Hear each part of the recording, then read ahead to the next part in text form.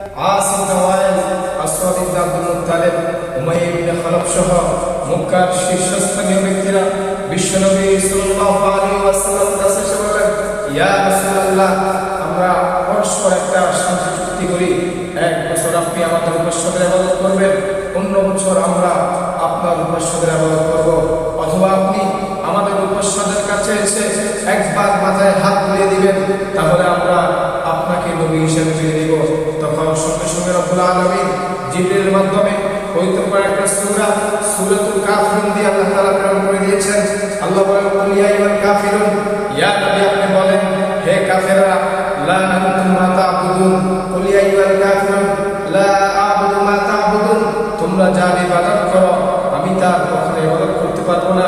ওয়ালা আনতুম আ'বিদুনা মা আ'বুদু, আমি যার ইবাদত করি তোমরাও তার ইবাদত করবে না। ওয়ালা আনতুম আ'বিদুনা মা আ'বুদু, আমি যার ইবাদত করি তোমরা কখনো তার ইবাদত করবে না।